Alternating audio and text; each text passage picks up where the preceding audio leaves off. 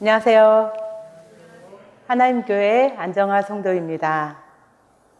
반갑습니다. 우리 함께 기도하고 말씀으로 들어가도록 하겠습니다. 하나님, 이 시간 중요한 말씀을 나눕니다. 주님의 임재가 나타나게 하옵소서. 예수님의 이름으로 기도합니다. 아멘. 오늘 본문 말씀 마태복음 21장 12절에서 17절 말씀입니다. 제목으로는 인간의 속내라고 잡아보았습니다. 제가 말씀을 준비하면서 나의 까만 속내를 보았고 또 너의 새까만 속내가 보였기 때문입니다. 말씀의 핵심은 자기 기득권, 이익, 권력, 돈, 거기에는 속내가 들어있겠죠. 지키기 위해서 하나님의 일을 못하게 막아서는 종교입니다. 오늘 본문에는 세 가지 분명한 예언의 성취가 나타납니다. 아이러니하게도 이 모든 말씀이 이루어짐 앞에 종교는 믿지 않고 오히려 대적합니다. 이유는 분명합니다. 하나님의 일은 높은 차원에서, 입체적인 차원에서 이루어지기 때문입니다. 자, 첫 번째 예언의 성취를 보시도록 하겠습니다. 내 집은 만민이 기도하는 집이다. 그러나 성전은 강도의 소굴이 되어 있었죠. 원래 성전은 누구든지 하나님께 나아가는 집입니다. 곧 만민이 기도하는 집입니다. 그러나 예수님 당시 성전은 기도의 집이 아니라 권력과 돈과 이익이 오가는 그런 장소로 변질되어 있었습니다. 예레미야 7장 1절에서 11절을 보면 사람들은 이것이 여호와의 성전이라, 여호와의 성전이라, 여호와의 성전이라 이렇게 3번 반복하여 외치지만 하나님은 분명히 말씀하십니다. 그 거짓말을 믿지 마라. 너희는 무익한 거짓말에 의존하고 있다. 그들은 성전에 서서 우리는 구원을 얻었다 이렇게 말하지만 실상 도둑질과 살인, 우상숭배 그리고 자기 이익을 챙기는 종교적인 외식뿐이었습니다. 그래서 하나님은 말씀하십니다. 내 이름으로 일컫는 이 집이 너희 눈에는 도둑의 소굴로 보이느냐. 여기서 도둑의 소굴이라는 표현은 상징이 아닙니다. 실제로 성전을 이용해서 돈을 끌어들이는 구조가 이미 예레미야 시대에도 있었고 예수님 당시에는 훨씬 더 큰 규모로 이루어지고 있었던 얘기입니다. 예수님이 성전을 부정하신 것은 곧 예레미야 7장 말씀이 성취된 사건입니다. 자, 두 번째 예언의 성취로는 예수님 자신이 참 성전이시다. 하나님 그 임재 자체이죠. 요한복음 2장에서는 예수님은 말씀하십니다. 19절에 이 성전을 헐라 내가 사흘 동안에 일으키리라. 그리고 21절에 예수는 성전된 자기 육체를 가리켜 말씀하신 것이라. 예수님은 단지 성전에 들어오신 분이 아니었죠. 예수님 자신이 하나님의 임재이며 하나님의 인격이 그의 몸을 통해 참 성전으로 나타나신 것입니다. 그래서 사람들이 예수님께 나아오면 이사야 35장의 약속이 실제로 이루어집니다. 이사야 35장은 참 아름다운 회복의 장입니다. 광야와 메마른 땅이 기뻐하며 사막이 백합화 같이 피어 즐거워하며 그리고 핵심은 이것이죠. 5절 6절 그때에 맹인의 눈이 밝을 것이며 저는 자는 사슴과 같이 뛸 것이며 맹인이 보고 저는 자가 걷게 되는 이 회복은 상징이자 핵심적인 일입니다. 성전에서 아무리 기도해도 회복이 없었어요. 그러나 예수님이 성전에 임하시자 그 약속이 실제로 이루어집니다. 마태복음 11장에도 예수님은 말씀하십니다. 맹인이 보며 못 걷는 사람이 걸으며 가난한 자에게 복음이 전파된다 하라. 이사야 35장이 지금 이루어지고 있다는 선언입니다. 그럼에도 불구하고 사내들이는 보지도 못하고 믿지도 못하죠. 관심조차도 아예 두질 않습니다. 자, 세 번째, 말씀의 예언의 성취는 사람의 영광의 회복입니다. 시편 8편은 이렇게 노래합니다. 사람이 무엇이기에 주께서 그를 생각하시며 그를 하나님보다 조금 못하게 하시고 영화와 존귀로 관을 씌우셨나이다. 예수님은 자기 몸을 통해 사람의 영광을 실제로 드러내셨습니다. 그러나 종교는 사람을 존귀와 영광으로 보지 않죠. 종교는 사람을 제도와 조직으로 통제하려고 합니다. 말 잘 듣고 헌신 많이 하고 그러면 믿음이 좋다고 그렇게 평가를 하죠. 이것은 바로 종교의 시선입니다. 본문에는 예레미야 7장, 이사야 35장, 시편 8편 이 세 말씀이 모두 성취되었고 그 선지의 물결이 이사야, 예레미야 그리고 신약에서 세례 요한 그리고 예수님을 통해 흐르고 있고 이 말씀이 지금도 성취되어 가고 있습니다.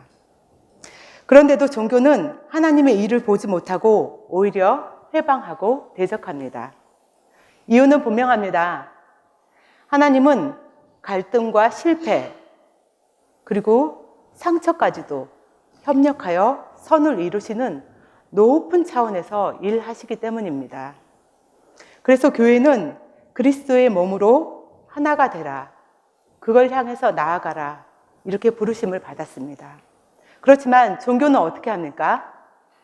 에이, 남편하고도 하나가 안 되고 가족하고도 하나 안 되는데 1820 데일리 브레드 과연 토론토 하나님 교회 과연 그런데 이것은 바로 평면적인 시선입니다. 예수님은 그래서 어린아이 같이 되라고 말씀하십니다. 계산 없이 신뢰하며 그대로 믿는 삶, 그것이 가장 가치 있는 일이기 때문입니다. 문제는 많은 종교인들이 하나님 임재에 대한 감각이 전혀 없다는 겁니다. 생각은 생존의 도구일 뿐 진리가 아닙니다. 그래서 종교는 항상 낮은 차원에 머뭅니다. 그러나 예수님 안에는 100%의 완전한 생명이 있습니다. 그래서 그분 앞에 나아가면 회복은 당연한 것입니다. 눈이 뜨이고 걷게 되고 살아나는 겁니다. 복된 삶이란 남에게 보이려고 애쓰는 삶이 아니라 나의 존재를 가꾸고 피워내는 삶입니다. 이 생명의 복을 누리지 못할 때 종교는 아주 천박하고 비참하게 사람을 만들죠. 오늘 본문은 바로 그 종교의 한계와 어리석음 그리고 저주를 우리 앞에서 분명히 드러내고 있습니다. 마태복음 21장 12절에서 17절 말씀은 예수님이 종료주일에 예루살렘에 이제 입성하셔서 월요일에 성전 부정하신 얘기입니다. 표를 잠깐 보시면요. 마지막 예수님의 한 주간 그 일정을 간단히 적어 보았습니다. 먼저 월요일 예수님이 성전에 들어가셔서 장사하는 사람들을 내쫓으시고 만민이 기도하는 집이다. 회복하셨습니다. 화요일 예수님은 바리새인들과 지도자들과 논쟁하시며 하나님 나라에 대해서 가르치셨습니다. 수요일 예수님은 침묵으로 기도하셨죠. 목요일 제자들과 유월절 만찬을 나누고 떡과 잔으로 자신의 몸과 피를 상징하시고 기념하라 하시고 제자들의 발을 씻기시고 가룟 유다 배신 예고를 했습니다. 그리고 금요일 겟세마나에서 기도 후 체포당하시고 빌라도 앞에 재판을 받고 십자가에 못 박히십니다. 그 주간 월요일 예수님께서 가장 분명하게 하신 일은 성전을 부정하신 사건입니다. 다른 일도 많이 하셨겠지만 복음서 기자들이 공통적으로 강조하고 있는 것입니다. 이것은 단순한 성전 정화 사건이 아니라 하나님께서 직접 나타나셔도 못 믿는 인간, 그 속내를 드러내는 장면입니다. 성전 부정은 네 복음서에 모두 분명히 기록되어 있습니다. 먼저 마가복음과 누가복음에서는 내 집은 만민이 기도하는 집이라 일컬음을 받을 것인데 너희는 강도의 소굴을 만들었다 말씀하십니다.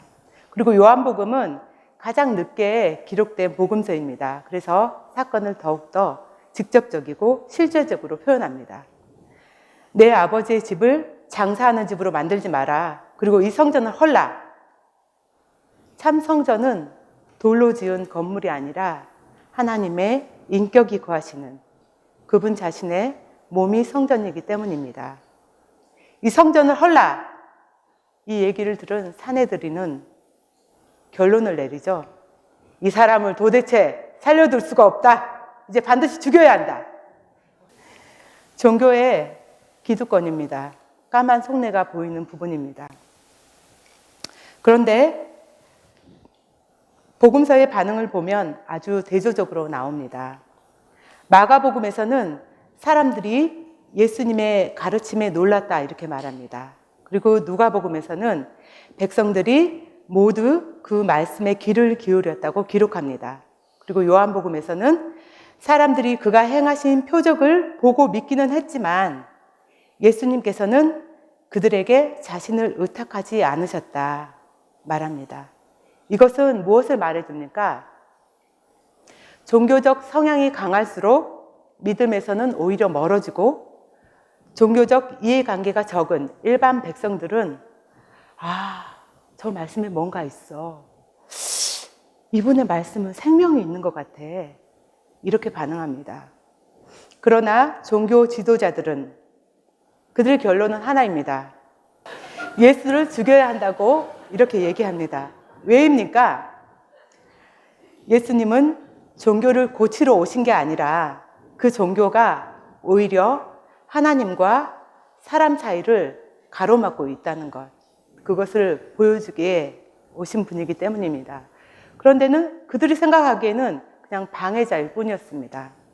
그래서 하나님이 거하시는 성전이 아니라고 자꾸 예수가 그러니까 종교는 예수를 받아들이지 못하고 오히려 제거하는 방향으로 움직이게 됩니다. 이것이 성전 부정 사건이 가지는 복음서 전체에서 흐르고 있습니다. 자, 이제 좀 더 디테일하게 들어가 보도록 하겠습니다. 본문 12절, 13절은 성전 부정 선지자의 상징적 행위입니다. 예수님은 말이 아니라 행동으로 메시지를 선포하셨습니다. 성경을 보면 하나님은 중요한 경고와 뜻을 선지자들의 삶과 행동을 통해 보여주셨습니다. 대표적인 예로 이사야입니다. 이사야 20장에 아수르의 침략이 임박했을 때 하나님은 이사야에게 3년 동안 벗은 몸으로 다니라 합니다. 메시지는 분명합니다. 절대로 애굽에 의지하지 말라. 그렇게 하면 너희도 이와 같이 수치를 당하리라. 말이 아니라 몸으로 보여줬던 경고입니다. 그리고 또 한 사람, 대표적으로 예레미야 선지자입니다. 예레미야 선지자는 계속해서 외칩니다. 너희는 멸망한다. 너희는 멸망한다. 너희는 멸망한다. 사람들은 듣지 않죠? 꼴 보기 싫어요. 왜 자꾸 멸망한대? 그런데 설마 합니다, 백성들은. 그런데 설마가 어떻게 되죠? 사람 잡았죠?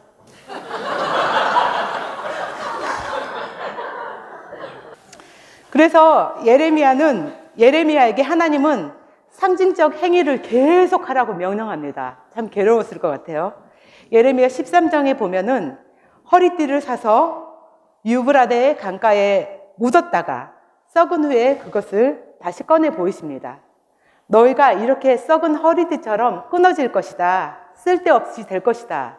보여주셨고요. 또 19장에도 항아리를 들고 흰놈의 골짜기로 가서 사람들 앞에서 항아리를 깨뜨립니다. 깨진 항아리는 다시 회복이 될 수 없죠. 돌이킬 수 없는 심판의 상징을 의미합니다. 그리고 그 다음에 예레미야 27장, 28장을 보면은 줄과 멍에, 그 소멍에 있죠. 그거를 매게 합니다. 그때 하나님이 절대로 바벨론을 대적할 수 없다 하십니다. 줄과 멍에를 메고 여러 사신들 앞에 나아가 너희는 바벨론에 멍에를 메야 한다고 예레미야는 외칩니다. 참 선지자의 길은 수치스럽고 고통스러운 것 같아요. 때로는 손가락질 당하고 때로는 조롱당하고 침뱉음을 당하고 언제나 폭력 속에 섰어야 했습니다. 그리고 계속 이어집니다. 32장에는 이제 세월이 지나 멸망이 눈앞에 있는 상황이었어요. 하나님은 예레미야에게 아나돗의 밭을 사라고 하십니다. 이제 백성들은 멸망이 현실적으로 보이니까 모두가 땅을 팔고 떠나가려고 하는 이때에 하나님은 이 땅은 다시 회복된다. 그러니까 그 땅을 다시 사라고 합니다. 하나님이 부동산 업자인가요? 선지지명이 있으신 것 같습니다. 이거는 바로 소망의 상징입니다. 이 흐름 속에서 성전 정화 사건은 예수님이 행하신 선지자의 상징적 행위입니다. 예수님의 메시지는 분명합니다. 단 한 가지입니다. 이것은 성전이 아니다. 이것은 성전이 아니다 하십니다. 자, 우리 12절 같이 봉독합니다.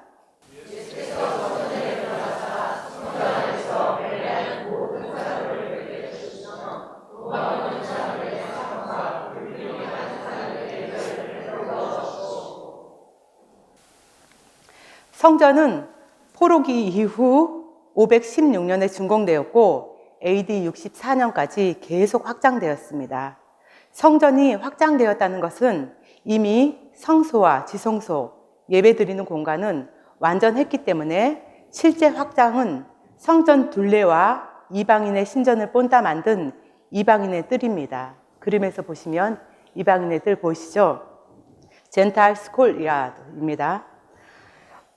그 성전이 바로 이방인의 뜰이 장사했던 공간이에요. 그곳에서 비둘기도 팔고 이렇게 환전도 해주고 했던 공간입니다.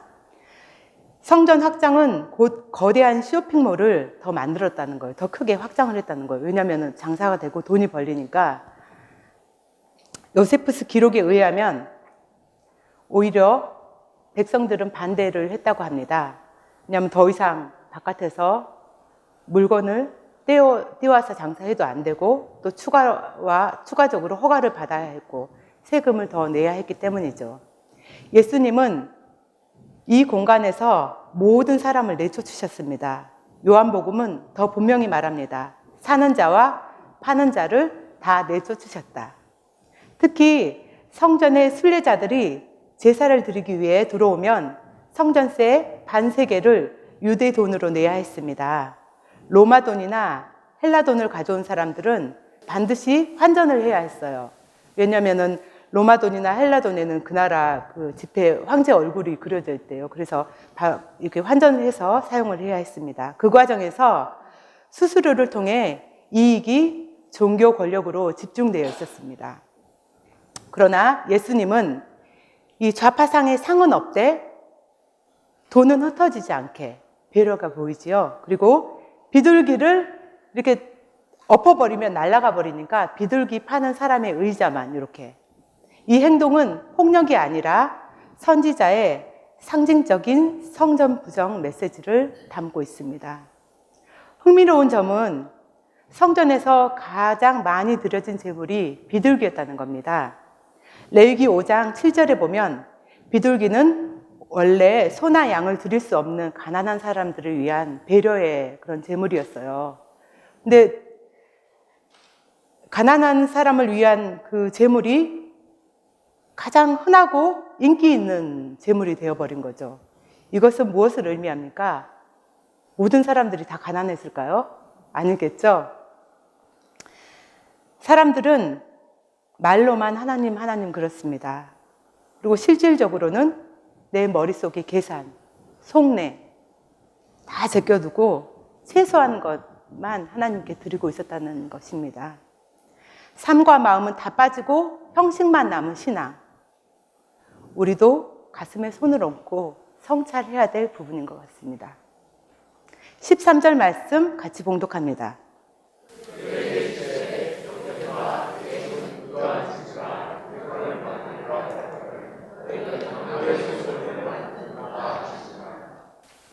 그 집을 이제 쇼핑센터로 만들고 세금을 거두고 착취와 부정에 이루어지는 장소로 만들었습니다.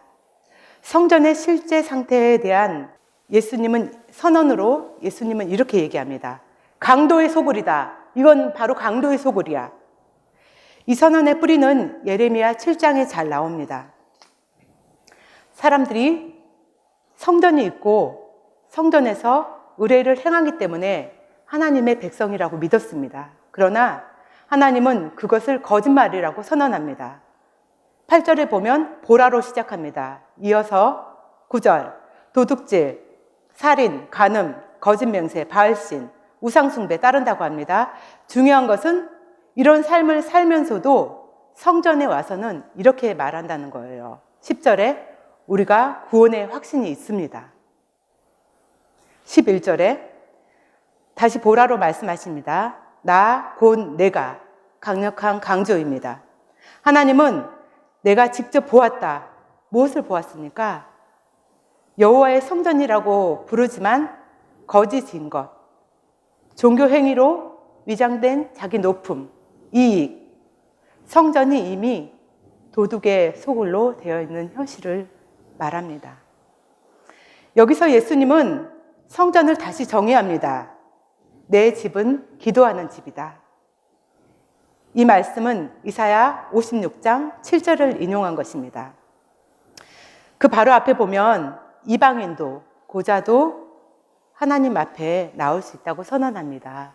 즉, 기도하는 집이란 누구든지 하나님께 나오는 집입니다. 그래서 이거는 상징이 아니라 현실 진단이고 비유가 아니라 판결 선언인 것입니다. 인간의 본질은 여기서 잘 드러납니다. 종교의식이 행하여지는 곳은 항상 인간의 속내가 숨어 있다. 인간이 주체가 되고 인간의 계산이 개입되고 인간의 이익이 목적이 되면 그 종교는 아무리 거룩한 언어를 해도 구원받을 수 없습니다.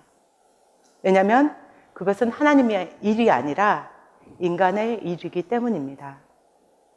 자, 우리 두 번째 단락으로 갑니다. 14절에서 17절 말씀은 하나님은 분명히 증거하시지만 종교는 믿지 못합니다.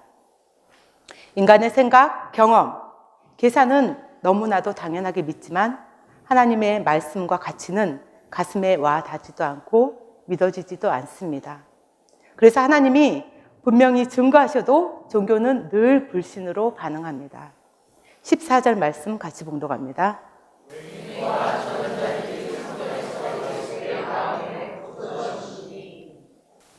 이 장면은 단순히 치유 사건이 아닙니다. 구약의 약속이 지금 성전에서 이루어지고 있다는 증거입니다.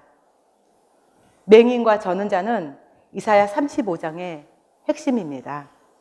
이사야서는 1장에서 34장까지는 예루살렘에 대한 심판이 나오고 35장, 심판을 통과한 후 주어지는 회복의 약속장입니다. 그리고 36장에서 39장은 히스기야를 통해서 구원의 길을 보여주지만 히스기야 같은 훌륭한 왕이 있음에도 불구하고 작정된 심판은 돌이킬 수가 없었습니다.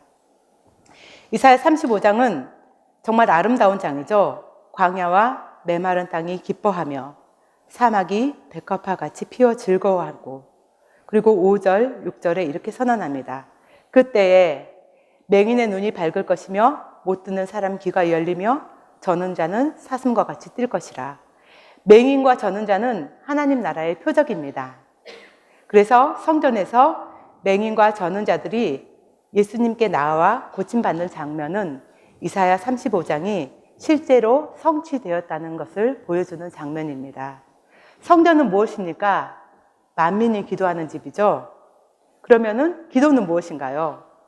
하나님께 나아가는 것입니다. 하나님께 나아가면 반드시 회복이 일어나는데, 이전까지는 성전에는 종교는 있었지만 회복은 없었습니다. 왜입니까? 하나님이 아니라 사람이 중심이었기 때문입니다.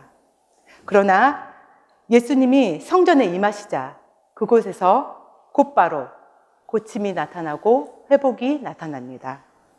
예수님은 이렇게 말씀하십니다. 마태복음 11장 5절에 맹인이 보며 못 걷는 사람이 걸으며 나병 환자가 깨끗함을 받으며 못 듣는 자가 들으며 죽은 자가 살아나며 가난한 자에게 복음이 전파된다 하라. 요한의 제자들에게 예수님은 이사야 35장이 지금 이루어지고 있다고 전하라. 그래서 세례 요한은 압니다. 아, 이분이 바로 메시아구나. 바로 알아차리죠. 하나님께로 나아오면 반드시 회복되는데 왜 교회에 나와서도 하나님이 아니라 사람만 보고 주위의 거에서만 눈을 돌리고 갈까요? 이유가 무엇일까요? 답은 하나님의 입체를 보지 못하기 때문입니다. 말씀의 세계, 그 입체 세계가 보이지 않기 때문입니다. 그러면 결국 인간의 생각으로 교회에 나옵니다. 그리고 현상에 반사적으로 반응합니다. 사람이 앞에 있으니까 사람에게 열심히 반응합니다. 그 결과 교회 나와서 하나님께 나아가지도 못하고 회복은 경험하지도 못한 채 멸망의 길로 열심히 어디까지? 열심히 나아갑니다. 자, 15절 말씀 같이 봉독합니다.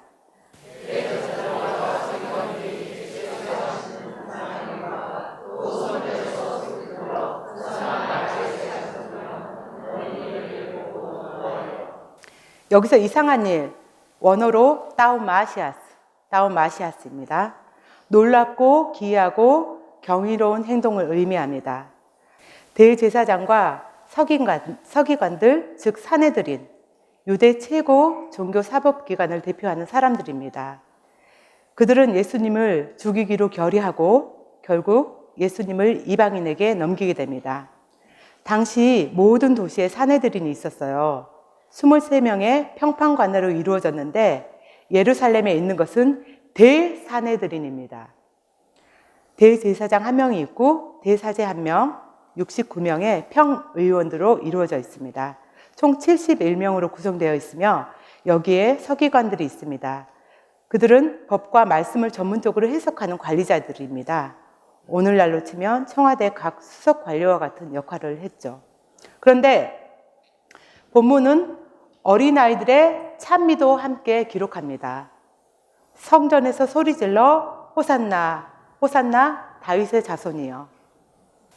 어린아이들을 보고 놓아요. 마태복음은 어린아이를 통해 잘 보여줍니다. 어린아이는 부모가 주는 것을 그대로 받습니다. 하나님은 높은 차원, 하나님의 은혜도 이처럼 누릴 수 있습니다. 종교인들은 외형만 만들고 말씀의 순수함은 외식으로 채우지만 하나님께서 주시는 은혜와 계시는 순수한 어린아이 같은 마음에서만 온전히 받아들여집니다. 종교인들은 그렇죠? 저거 무슨 속셈이 있는 것 같은데. 하나님의 일은 실제로 믿지도 보지도 못하는 종교의 천박함이 드러납니다. 마태복음 18장, 19장에서도 어린아이처럼이 반복됩니다. 돌이켜 어린아이와 같이 되어야 한다. 자기를 낮추는 자가 되어야 한다. 내 이름으로 어린아이 하나를 영접하면 나를 영접한 것이다. 이것은 구약적 의미하고도 연결이 됩니다. 구약 시편 8편 2절은 이렇게 얘기합니다. 주의 대적을 잠잠하게 하려 어린아이와 젖먹이의 입으로 권능을 세우셨나이다. 여기서 대적은 인간의 생각과 논리로 하나님의 일을 방해하고 하나님을 믿지 못하게 하는 종교적 권력자들을 가리킵니다. 하나님은 오히려 순수하고 물들지 않는 어린아이의 생명을 세워 인간의 방해와 논리를 뛰어넘어 하나님의 계시를 나타냅니다. 예수님도 말씀하셨습니다. 천지의 주제이신 아버지여, 이것을 지혜롭고 슬기 있는 자에게는 숨기시고 어린아이들에게는 나타내심을 감사하나이다. 마태복음 11장 25절 말씀. 종교의 저주는 인간의 게임과 계산으로 이루어지기 때문에 진실을 보지 못하고 높은 차원, 하나님의 뜻을 믿지 못합니다. 오늘 본문을 통해 우리는 깨닫습니다. 하나님께서 주시는 일은 인간의 논리와 계산을 항상 초월합니다. 어린아이처럼 순전한 마음으로 받을 때 하나님의 계시와 은혜를 온전히 누릴 수 있습니다. 16절 말씀 같이 봉독합니다.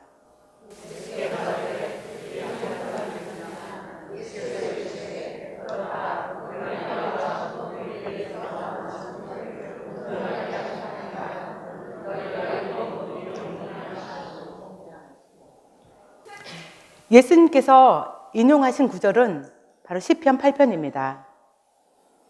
하나님께서 사람을 단순한 피조물이 아닌 하나님의 형상으로 존귀하게 창조하셨다는 사실입니다. 사람은 비록 하나님보다 조금 못하지만 하나님께서 주신 존귀한 영광 그리고 세상을 다스릴 권한을 위임받았습니다. 그런데 오늘날 많은 종교적 관습 속에는 이 존귀함은 보이지 않습니다. 사람을 죄인으로만 보며 통제하려 하고 연보를 바치는 걸로만 알고 있고 규율을 지키는 것만 강조합니다. 하나님의 숭고한 계획과 인간을 통한 영광은 보지 못합니다.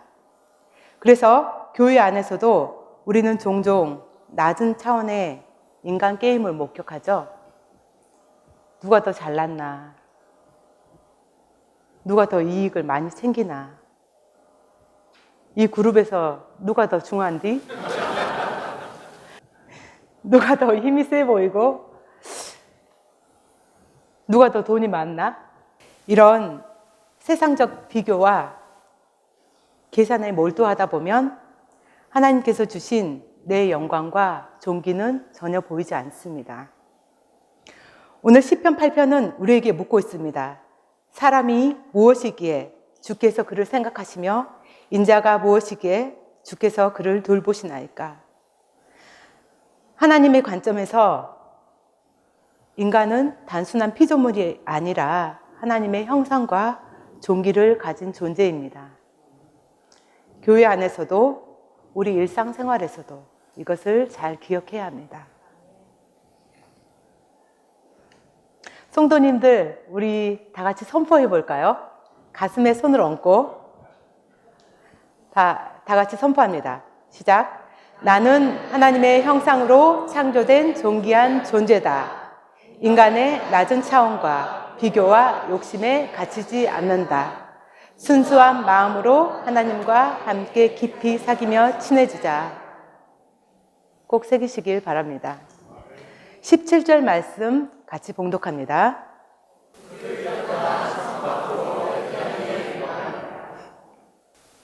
이제 대제사장과 서기관들은 더 이상 예수님을 통해 하나님을 증거받을 수 없습니다. 그들은 예수님을 죽이려고 했지만 사실 자기들이 멸망의 길을 선택한 것입니다. 예수님은 베다니로 가서 나병 환자 시몬의 집에 머무르며 세 번째 향유 부르심을 받는 자리로 이제 준비하십니다. 이는 마지막 한 주간 십자가를 향한 첫날의 시작이었습니다. 말씀을 간단히 정리해 보겠습니다. 우리가 추구해야 할 것은 높은 가치로 사는 길입니다.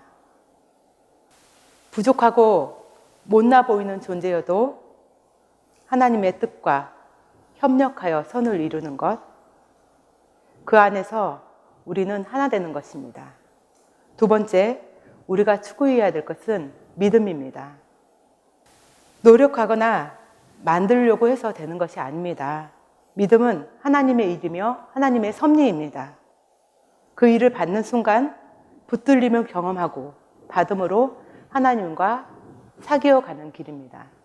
세 번째, 종교는 아픔 없는 에고의 이익일 뿐 저주의 길로 가지만 하나님 안에서는 믿음과 생명이 회복됩니다. 우리는 하나님 앞에서 자기 자신의 나의 나됨으로 온전히 가꾸고 내 안에 생명의 밀도를 높이고 영체를 가꾸는 삶, 참된 복과 회복을 누리는 삶으로 나아가야 합니다. 아멘. 감사합니다. 말씀은 여기까지고요. 이제 제가 지난주에 정은민 성도님의 간증을 들으면서 굉장한 은혜와 도전 속에 나도 뭔가를 준비해야 되겠다. 이렇게 생각하고 생각해보니 마침 토론토를 가더라고요. 거기 가서 큰 건을 딱 물고 와서 이 자리에서 딱 썰을 풀어야겠다 했는데, 근데 이제 앞에서 박재영 성도님이 내 할 말을 다 해버려가지고 내 마음이 그 마음이고 그 마음이 내 마음이라 이심전심이어서 제가 할 말이 없습니다. 그래서 저는 이제 캐나다 가서 지내면서 함께 한다는 것이 무엇일까 그거를 생각하면서 잠깐 시를 써보았습니다. 시 낭독할 때 눈 지그시 감아주는 거 예의인 거 아시죠? 예의. 제목, 함께 한다는 것은. 많이 어색했던 너와 나, 관계의 회복은 따사로운 햇볕에 사르르 눈이 녹듯. 무슨 일 있었어? 어색함이 없는 스며듦으로 그간의 안부와 배려, 사랑의 마음이 흘러나와 함께 웃고 창밖 풍경의 아름다움을 같이 느끼며 저물어져 가고 있는 노을과 옛날 감성 불빛에서도 와 하고 감탄하며 소리쳤지.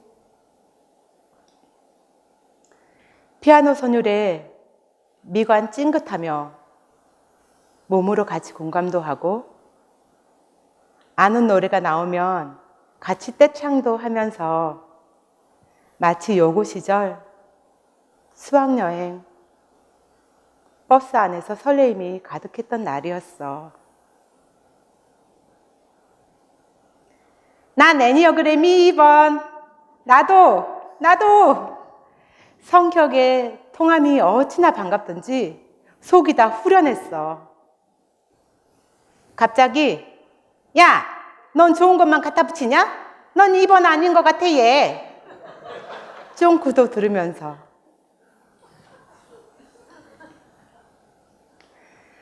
토론토에서 내가 본 솔직함에 얹힌 것 같이 털어내지 못한 나는 종교인이었네. 스스로 찾아가는 내 모습도 쉐어했지. 서로 공감해줌으로 내가 전혀 이상하지 않았어. 그래도 쪼잔한 나를 보게 한 것에 감사를, 긍정의 힘으로 용기를 갖게 함에 감사를, 함께함이 닌겔 50통 맞은 것보다 에너지풀 했다는 것에 감사를. 이상입니다.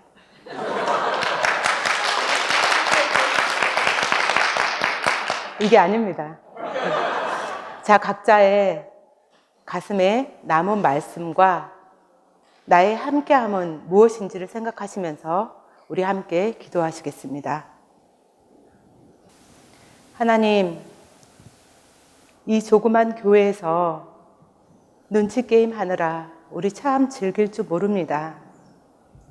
함께 한다는 것이 이렇게 행복하거늘 나의 이익, 나의 잘남, 나의 기득권, 나의 속내 다 내려놓고 우리 함께 지어져가는 아름다운 교회, 주님의 영체를 피워가는 우리 되게 하옵소서. 예수님의 이름으로 기도합니다. 아멘.